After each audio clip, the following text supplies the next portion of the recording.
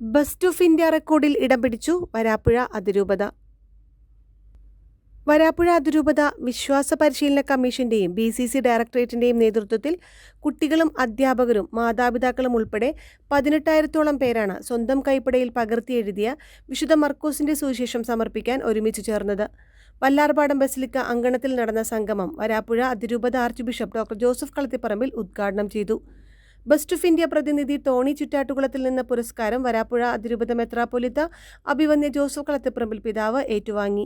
16 അധ്യായങ്ങളുള്ള വിശുദ്ധ മർക്കോസിന്റെ സുവിശേഷം പേപ്പറുകളിൽ എഴുതി പുസ്തക രൂപത്തിലാക്കി മനോഹരമായി ബൈൻഡ് ചെയ്താണ് വൈദികരും സന്യസ്തരും കുട്ടികളും അധ്യാപകരും മാതാപിതാക്കളും ചരിത്ര സംഗമത്തിൽ പങ്കെടുത്തത്. LKG ക്ലാസ്സിലെ കുട്ടികൾ മുതൽ വന്യ വയോധികർ വരെ സുവിശേഷം പകർത്തി എഴുതുന്നതിന് മുന്നിട്ടിറങ്ങി. മലയാളം കൂടാതെ Tamil, English, Kannada, Odisha, Latin, Hindi, German, Hebrew ഭാഷകളിലും സുവിശേഷം പകർത്തി എഴുതിയിട്ടുണ്ട്. കേരള കത്തോലിക്ക സഭയുടെ അജപാലന ചരിത്രത്തിൽ തന്നെ അപൂർവമായ ഒരു സംഗമമാണ് ഇതെന്ന് ഭാരവാഹികൾ അറിയിച്ചു.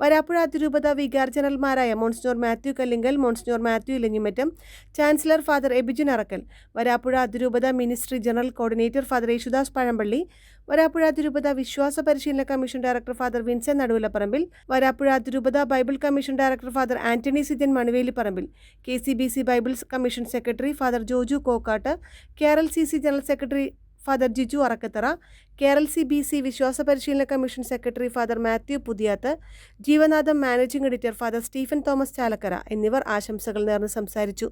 കഴിഞ്ഞ വർഷം വരാപ്പുഴ അതിരൂപതയിലെ 4,000-ലേറെ പേരാണ് വിശുദ്ധ ലൂക്കായുടെ സുവിശേഷം സ്വന്തമായി പകർത്തിയെഴുതിയത്.